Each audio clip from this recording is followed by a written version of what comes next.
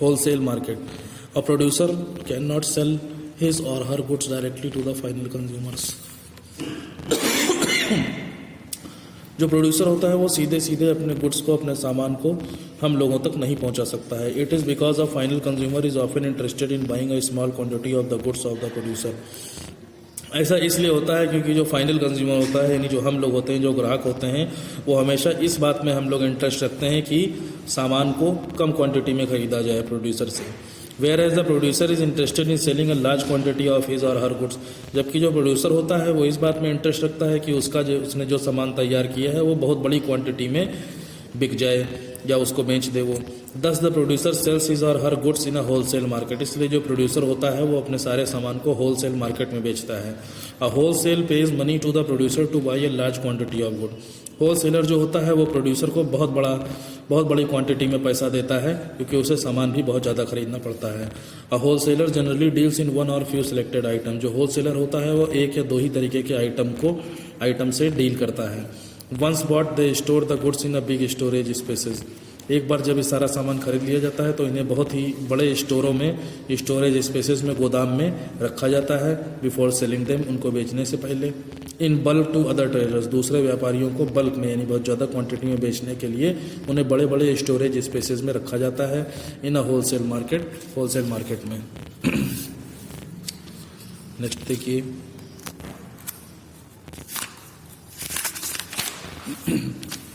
अब आ जाती है आपकी retail market. In a wholesale market goods are resold in bulk to the retailers. Wholesale markets में सामान को फिर से बेचा जाता है बल्क में, बहुत बड़े बड़े क्वांटिटी में रिटेलर्स को बेचा जाता है. Retailers buy the product to sell them in their own shops. Retailers wholesale market से प्रोडक्ट को खरीदते हैं अपनी दुकानों में बेचने के लिए. A retailer deals in a variety of goods. Retailer जो होता है वो वैरायटी यानी अलग अलग किस्मों के सामान रखता है. It is from a retailer that customers by different goods. ये रिटेलर ही होता है जहाँ से कस्टमर यानी हम लोग जो ग्राहक लोग हैं वो सामान खरीदते हैं. दस ही और she has a direct link with the customer. इसलिए जो रिटेलर होता है उसके डायरेक्ट लिंक होते हैं कस्टमर से. Services such as packers and movers. सेवाएं जैसे कि पैक करना, पैकर्स और मूवर्स हो गए, कोरियर सर्विस हो गई, आपकी इंटरनेट कैफ़े हो गया, ब्यूटी पार्लर हो गए, बुटीक हो गए, ये सब रिटेल मार्केट के ही हिस्से हैं. दूसरी मार्केट्स कैसी होती हैं? A person need not to go a physical market to buy goods. एक व्यक्ति को फिजिकल मार्केट में जाने की ज़रूरत नहीं है अपना सामान खरीदने के लिए. The present day consumer has no time to go to the market. आजकल के दिनों में जो कंज्यूमर है उसके पास बाजार जाने का समय नहीं है क्योंकि उसका जो लाइफ स्टाइल है वो बहुत ही व्यस्त हो गया है, बिजी हो गया है. So they prefer buying things online. इसलिए ये लोग ऑनलाइन सामान खरीदना ज़्यादा पसंद करते हैं. नाउ अ डेज, आजकल के दिनों में, we can buy everything online. हम हर चीज़ को ऑनलाइन खरीद सकते हैं, चाहे वो वेजिटेबल्स हों, सब्जियां हों, फल हों, ग्रॉसरी यानी बर्तन वगैरह हों, मेडिसिन, दवाइयाँ हों, जूते हों, कपड़े हों. By placing orders through our phone और कंप्यूटर. जिसमें हम अपने फ़ोन के थ्रू या कंप्यूटर के थ्रू अपने ऑर्डर्स को प्लेस कर देते हैं कि इस जगह पर सामान पहुँचाना है. Once ordered the goods are deliver to our home. से एक बार जब गुड्स को यानी सामान को ऑर्डर कर दिया जाता है तो वो हमारे घर पर डिलीवर हो जाता है. Sometimes people also by goods. कभी कभी लोग गुड्स को, सामान को खरीदते भी हैं फ्रॉम सेल्स रिप्रेजेंटेटिव. सेल करने जो आते हैं, घर घर घूमते हैं रिप्रेजेंटेटिव, उनसे भी खरीदते हैं.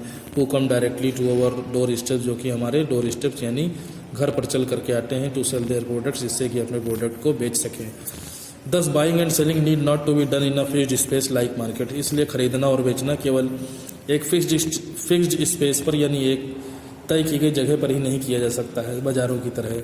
But can be done through various other ways. जबकि ये दूसरे तौर तरीक़ों से भी किया जा सकता है, यानी खरीदारी हम और तरीक़ों से भी कर सकते हैं, ये नहीं कि हमें मार्केट ही जाना पड़े. Disparities in the market. अब मार्केट में असमानताएँ जो हैं, डिस्पैरिटीज़ यानी अलग अलग तरीके की जो चीज़ें हैं वो कैसे हैं? The market seems like an open space which provides equal earning opportunities for all. Market हमें जिस रूप में दिखाई देता है उससे ये पता चलता है कि ये खुली जगह है जहाँ पर सभी को एक जैसे कमाई करने के मौके दिए जाते हैं.